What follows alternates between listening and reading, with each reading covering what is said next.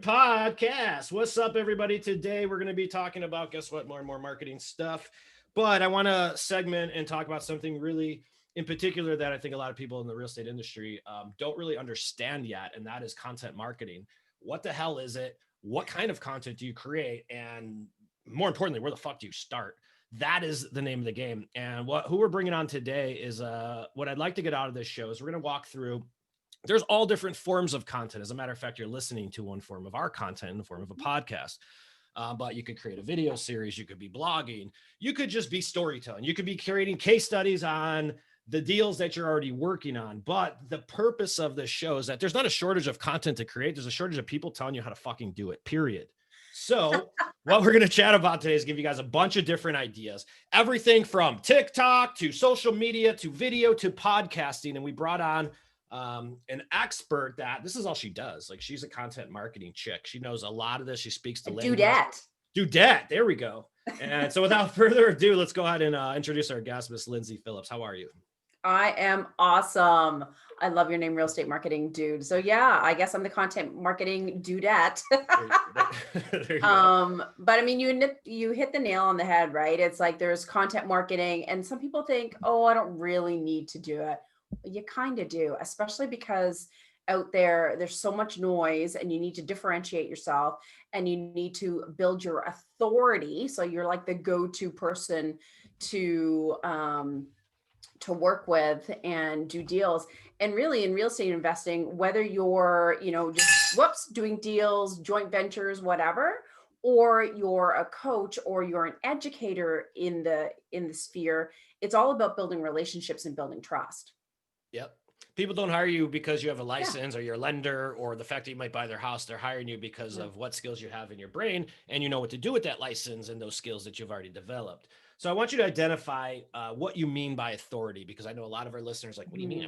I want to do an authority. And I'm going to give you guys an example of how I can make Lyndsay right here think I'm a chef, even though I don't cook. And then just using video as a form of content. So I'm going to ask Lyndsay a couple questions. Lyndsay, if I were to start shooting one video a day for the next 7 days, and I sent you the same video each day, and it's a video of me walking you through the dude's cookbook, and I might be chopping up vegetables, but to be honest with you, I fucking hate cooking, and my body language on that video would be very awkward. It'd look awkward. I'd feel like something's weird, like there's a bug crawling up. Now, would you think I'm a chef by the end of 7 days? Or would you think I'm some kind of cook just because you saw me on video 7 days in a row? Honestly, if I just saw you doing videos that you were cooking, I would be like, that's obviously your jam. You're obviously passionate, regardless of your face. You could be, tripped over the cat earlier and hurt yourself. But yeah, if you're putting out content about anything, then people are going to think you're an expert. 100%. No matter what you do on video, the fact that you're on it, they're like, shit, that dude's got balls. He's got to be a cook. He's got to be a chef. No one gets on video unless they're confident for what they do. I know. So walk through authority and what that means. Why is it important to build your authority in today's day and age? Because people want to work with people that they know are going to help them with less stress. Like, oh, I can hand all this off to you and not worry about it. They want to know that you're going to solve their problem, that they can rely on you, that they like you, and that you're not going to screw them over. And by building your authority platform, whether it's like you mentioned, doing videos and sharing what's in your head and what your knowledge base is and what your experiences are, or like we're doing right here through a podcast, or writing a book, or even having an ebook or a lead magnet, or being part of like a virtual summit. If someone's inviting you somewhere for something and you're being showcased, then obviously there's that whole stigma, right? Like, ooh, they must be somebody. Right. Exactly. I remember when I first started out, I was petrified, Mike, that, doing a video or being on a podcast, I'm like, that whole imposter syndrome, right? Like, who the heck am I to do whatever? And then people be like, oh my God, you're like putting out so much content. You're like on this podcast and you're doing your own podcast. Like, ooh, like just think you're like everywhere. And when you get that, you're more sought after, and it's easier to win prospects. It's easier to convert them, and it's easier to raise your rates, honestly, and charge what you are worth, no matter what you're doing. It's just like, as soon as you hear that someone's an author, like you're like, damn, you're just like, you instantly pay attention. Like, oh, I better listen to what this person's gonna say. Yep. Same thing. I mean, obviously the book is like the big authority piece. Speaking on stage, if you hear that someone's been speaking on stage, about X and X topic, you're like, ooh, like Yeah. they're just like this little movie star in your eyes, right? And Yeah. you're automatically, well, I'm not going to ask Joe Schmo over here to help me out with real estate investing. I don't know him from Adam, but like if he's guest speaking, if he's on a podcast, he must know his jam. I'm going to ask him to help me. Yep. So you hit it right. You took the words right out of my mouth. So, folks, I want you to put yourselves in the shoes of a consumer right now, and you're visiting two websites. Let's just take this from a real estate agent's perspective, or a mortgage broker, even, or an investor. And one website has basically like an online business card. There's a picture of the company, and there's some basic boilerplate info talking about how many years you've been in the damn business. But then there's another website that's got a podcast, a blog, tons of videos, tons of educational content, and who are you going to hire, folks? Are you going to hire the one with the online business card? Or are you going to hire the one with all of the content on there? Now, instantly, the way we're wired is our brains are going to tell us that the guy or the gal with all the content is the better person for the job. That's what we're talking about. Mhm. Absolutely. And it's like, it's that whole first impressions thing too, right? Like even when I go to hire an accountant, or like I want to go to a yoga studio or something, like I'm always going to go to their Facebook page. And if they don't have any, like if their branding doesn't match their website, or if they haven't done any posts in 3 weeks, I'm like, are they even successful? Like, are they even going to be Yeah, around? Are they going to like, I'm going to start classes and then they're just going to stop because they're, going out of business? You automatically think those thoughts. 100%. I remember when I actually created the name Real Estate Marketing Dude, I was sitting at a marketing conference for Copy Blogger, which is Brian Clark's Yeah. company, right back in the day. And they had a conference in Denver. I don't know if you called it, a big event right before they launched Rainmaker and all this other stuff. Anyways, I sit and Brian Clark is probably one of like, I don't know, he's almost like a godfather content marketing. They're the very first people that like one of the first groups that came out and just started hitting content marketing on the head. It's one of the first people I started following. And I remember I pulled Brian to the side at the conference and I'm like, all right, so, and this is, God, I think this is 2013 or so. I'm like, Brian, so he used to be a real estate agent back in the day, and how he was successful as a real estate agent is through content. He created a lot of content and people found him. And that's how he started, what is now his Copy Blogger.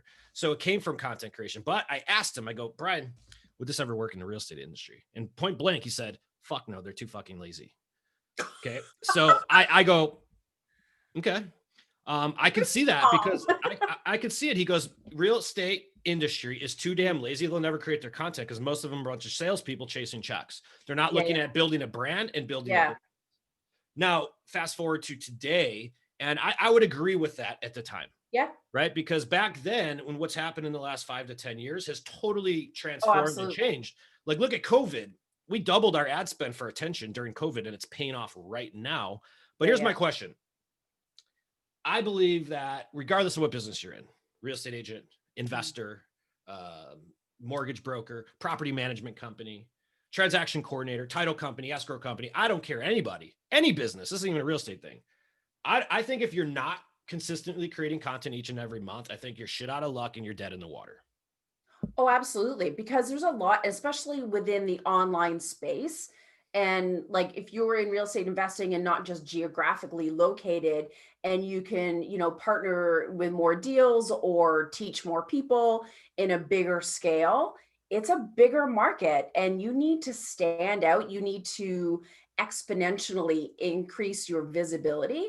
And by like, especially with podcasting, guesting, or hosting, you're going to extend your reach exponentially, like right away. So that's like a no-brainer. And unfortunately, you do need to do the Facebook ads and the sponsored posts and all that stuff to extend your reach just because of stupid Facebook. But honestly, it's like building those relationships, building that trust. And the way I look at it too, especially when it comes to social media, because everyone's kind of like disenchanted with it lately, is that just think of it as a conversation builder. Whether you're commenting on someone's post, don't be afraid to DM them offline. And hey, man, I really, what you wrote the other day really resonated with me. How are things going?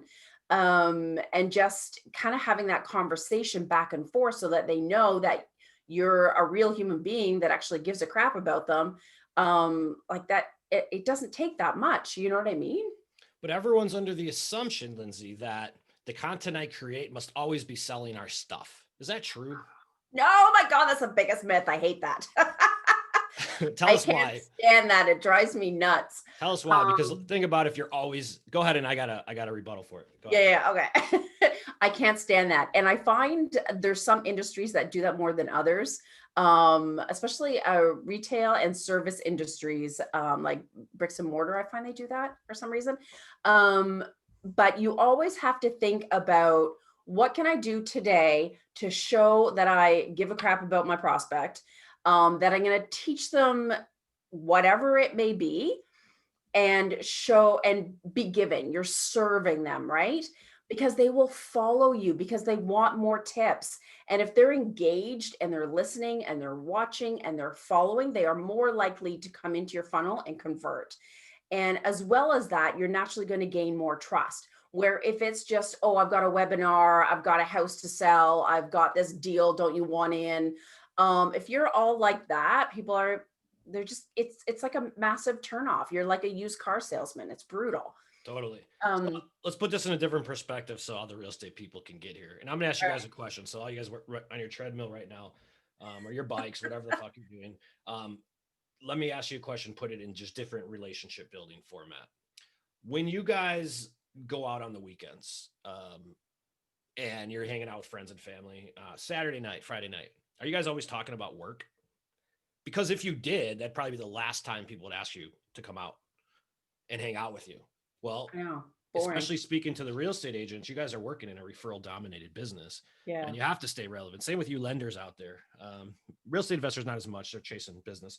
But if you always talk about work with your best friends, they're no longer your best friends, but you still have to relay and remain in relationship with them. And now if I just stop talking to my wife, we're going to break up. Yeah. Right. But it doesn't mean I don't stay in communication with my relationships I have in life. It just means what I'm talking about changes. Oh, yeah. Right. Because it's showing that you're only caring about what you want to talk about, or not caring what she wants to talk about, 100%. or what joint things you have in common. So I challenge you guys to think about creating content as a way to remind people what you do for a living through adding value, as opposed to telling them. And that's what we call demonstration. So I want to go through the different types of content and start a segment over that way if we can, because content to me, and here's my formula for content, just so, and Lindsay said it earlier, but content creates engagement. Engagement creates conversation. Conversation creates trust, and then you get hired. Yeah. All it's right, a long process. Unfortunately, there's no quick win. 100%. Now let's apply it to dating, though. It's an another easy analogy. So Lindsay, are you married? I am. Okay. When you met your significant other, did they make you laugh at first? Yeah, we had lots of drinks and hung out and had fun. So that's called value. Now, if they just came right up to you and they said, "Hey, let's go home," are you ever going to get to the drinks and having fun and laughter piece? No, I'd give them the finger. 100%. So that equation, guys, is exactly what we're talking about with content. We have to create content that adds value. Look at it as a bunch of pickup lines to start more conversations. For those of you single people out there, if you feel what I'm throwing down, right? So let's walk in through different types of content that we can create. For sure. And not every type is right for you, right? Or even right for your audience. Yeah. Let's start with podcasting. Let's do this. Let's do this type of content. This is a form of media. This is a form of content. I take this content, I put it on my YouTube channel. I put it on my website. But more importantly is it gets downloaded by 40,000 people every episode. Yeah. And that is a form of content, but it's a form of audio content only. I don't have the same reach through different channels. Yeah.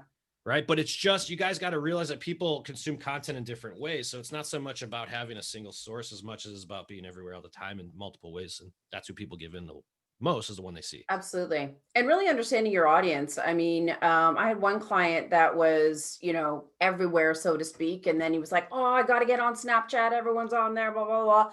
And I'm like, "No, dude, like your peeps, they don't even know what Snapchat is. Like why waste your time on there?" And we actually did a survey, and most of his audience were on YouTube all the time, and they used video to learn or digest.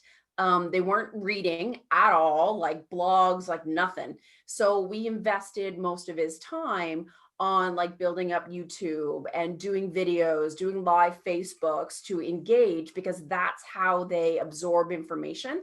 That's where they're hanging out and that's where they're spending time. I mean, if your audience is, let's, whatever it is that you're doing, if your audience are 60 to 70-year-olds and they are not listening to podcasts at all, then don't start a podcast. Like, you have to know where your perfect ideal client or partner or prospect is and how they digest information and where they're hanging out in order to know where to spend your investment dollars. Because if you do everything, you're going to burn yourself out and you're going to spend and waste a ton of money. Totally. How important is the consistency in content creation? Let's talk a little bit about consistency. Speak my love language. Yeah, let's go. Talk to us. I know. Why is being consistent so important in content creation, regardless of what it is? There's a couple of reasons. One, we're talking about that whole first impression thing, right? Like, if you go to someone's Facebook and they're like have 50 posts in one day, and then they're like crickets for like 2 weeks, and then they have something else, and then it's crickets again. You're going to wonder, you're just going to feel like they are not reliable and they're not a successful business because they're not consistently putting out content. They very well could be successful, but that's the impression. And if you're doing something to turn people away, then that's not cool. And the other thing is that you want them to get addicted to what you're dishing out. So if they're loving your articles and they're devouring it and you're getting a ton of website visitors, or your podcast and it's growing, you're getting a ton of downloads, then keep doing that and keep leveraging it. And especially with podcast audiences, they do binge, but they're like, ooh, the next episode is coming out, kind of like a TV show, right? Like, yeah. Not everything is a Netflix where you can binge, but they look forward to that. They're like, ooh, I actually had a client, and he did a live Facebook every Friday. And then he turned it into like a coffee talk thing. And then he turned it into something else, because he had hordes of people that were going there every Friday because they knew he was going to be there and give like awesome real estate investing tips. And so he actually built a huge audience just from doing that one thing on a weekly basis. And unfortunately, with social media too, is that the feed goes so fast. There is so much on there that unfortunately it is easy for someone to miss some of your posts. So if you're only doing one a day, or you're only one a week, or whatever that may be, they may totally miss it. Where if you're like out there all the time, same with email marketing, right? Oh, I only need to give one e-zine once a month. Oh my God, no. Like, you need to be consistent. It doesn't have to be like a story each time, but you need to like be in touch with people and be in their face over and over and over again. They may not buy, or they may not engage that day, but because you're in front of them on a consistent basis, they're more likely to pay attention, or you're more likely to grab them with a different topic. Maybe your topic last week didn't really apply to them, and that's fine. But maybe the next topic that you chat about will be like, oh yeah, that's totally me this week. Oh my God, can you help me? Yep. So I want to move back on one thing. We keep saying the word audience, you guys. So for the real estate agents and the lenders, the concept of audience are just the people who would be most likely to be the people who buy your shit. So yeah. I just want to make it really simple for you guys to understand. For those real estate agents and lenders, you got to remember over 85% of your business is coming from referrals, repeat clients, or people you personally know or met. So your audience is that list of Facebook friends. It's the people you'd invite to your wedding or funeral. It's the relationships you have in life. And no, you don't need thousands of them in your database. You guys sell a very high ticket item. And the truth is in the math of the numbers within the real estate industry. Absolutely. And this is talking to both lenders and realtors. 10 to 15% of the people who see your content in the next 12 months will be moving. Most of them don't know it yet. People are going to get divorced. They're going to have babies. They're going to lose their jobs. They're going to die. Okay. It's part of life. You can't plan for the unexpected, but 100% of the people who see your content have the ability to refer you a minimum of one client per year. Mm-hmm. In a business that is dominated by referrals, that's north of 65%. You market your audience for their referral business. You just happen to get their direct business when the time comes up.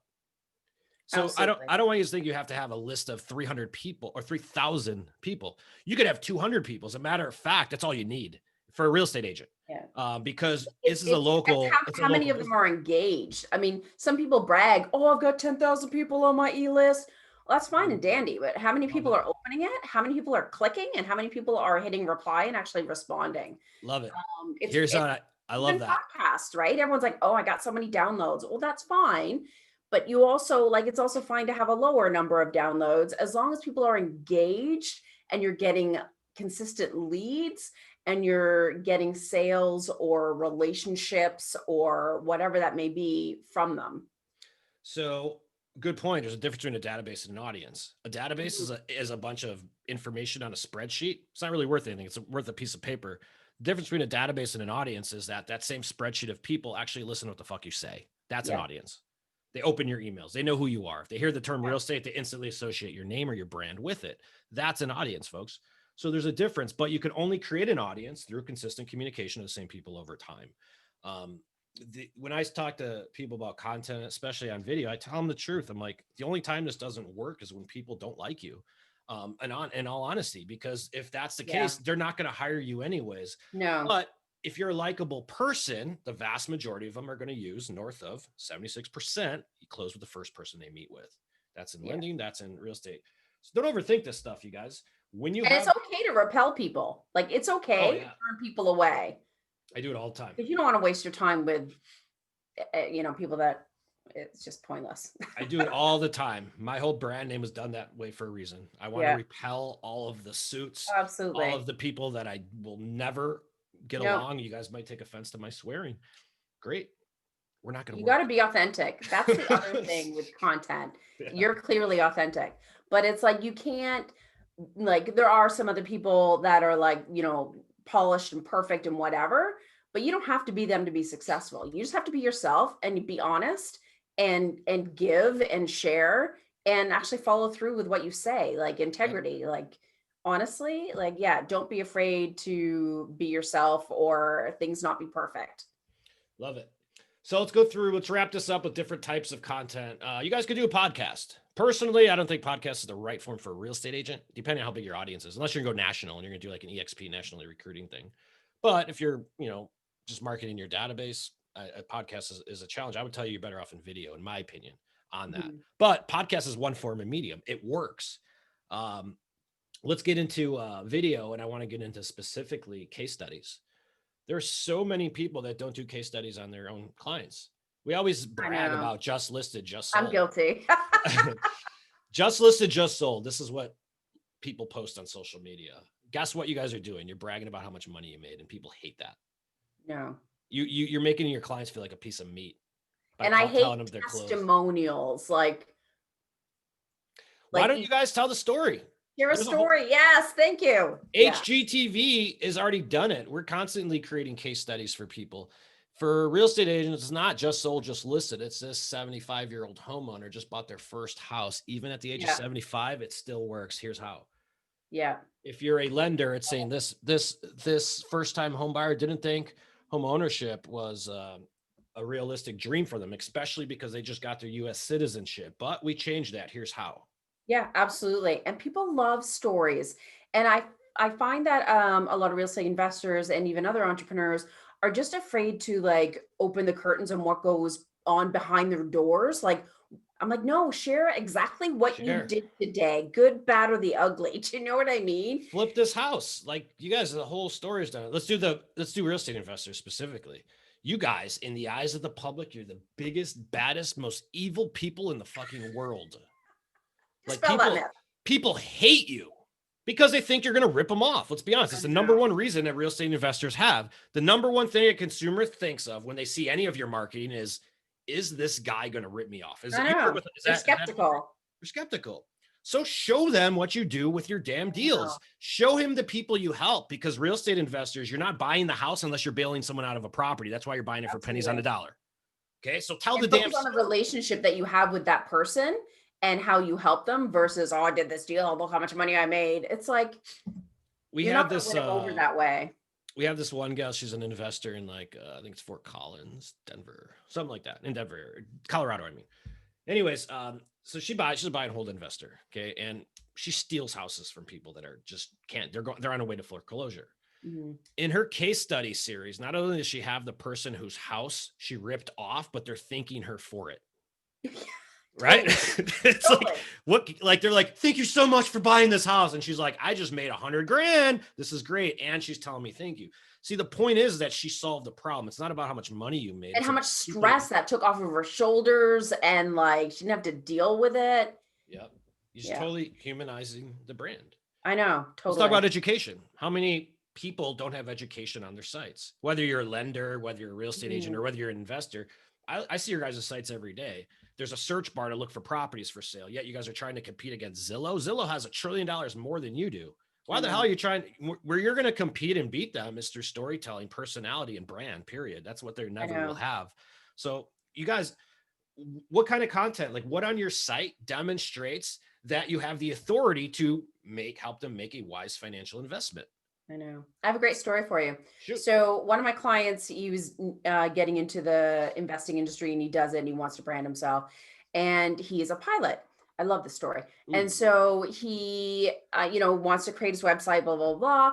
And I'm like, oh, you're a pilot. This is amazing. He's like, oh, I don't want to talk about that. Like he's still doing it. And he's doing this on the side. I'm like, are you crazy? It's the most I'm marketable thing like, he's got. you can use that and leverage it. Like you're being yourself. You're going to attract other people that are that are pilots that are, dealing with their 401k and feeling like they're, not making it big and they're working too many hours or whatever. And I'm like, you can totally like tap into them because you've been there. You've gone through it. You have successful investments that you're doing passively. And so now his whole site has like the airplane and him with his pilot. It's not cheesy, it's awesome. And I got him to do videos, and he's doing videos, and he's like, I'm like, if you're going through the airport, like film a little video, like you're in between jobs, right? And you're in like Sri Lanka or something. And meanwhile, you're making money and making a deal that's overseas.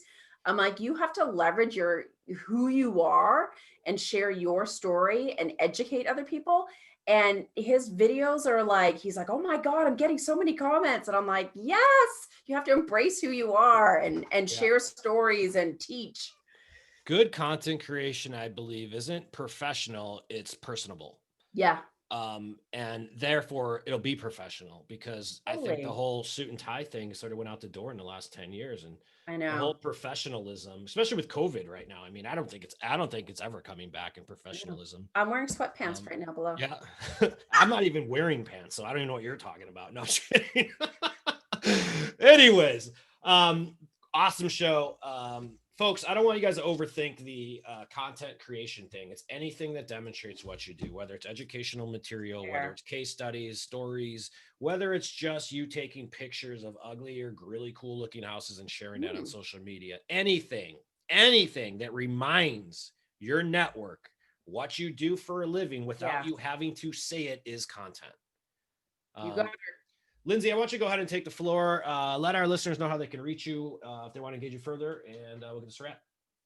You betcha. So they can go to reimarketingexperts.com. And I do have a Facebook you can join if you want, which is reimarketinggroup.com. And of course, I have if you want free content, you can get free content for 2 weeks. So it's reimarketingexperts.com/swipe. Cool. Thank you for the show. Awesome Yeah, it stuff. was And fun. folks, you have to create content. I mean, there's no other way around it. Like I didn't Yeah. like personally, I'll be honest with you guys. I started a video marketing company because I knew this was coming. I knew this was coming 2 years ago, and that's why I created it, because I know it didn't exist. It is that big of a deal. I risked my entire career for it. I'm telling you guys, this is coming down the pipe. Mhm. If you do not start creating content soon, you're never going to build a brand. If you don't have a brand, you're never going to compete against the iBuyers. You're not going to compete against all the other competitors, the rebate and the flat fee brokerages. You're not going to compete against lending tree realtors, and all you investors out there. Same thing. The brand is going to humanize you so that you don't quote unquote rip people off. So, folks, if you're interested in looking at anything like that, please go ahead and visit our website. Check us out. We'd be happy to script, edit, and distribute all your video content, regardless of what it is. I have the scripts. I have everything you need. Visit us at realestatemarketingdude.com. Subscribe to our YouTube channel. Follow us on Instagram, Facebook, and anywhere else that you see Real Estate Marketing Dude. We appreciate you guys listening to another show and tuning in. Until then, we'll see you next week. Peace. All right, we're done, Tim. Did I give you the floor for your site? Yes. You plugged it. Yeah. Okay. I thought I did. I'm like, I totally forgot. All right, we're done.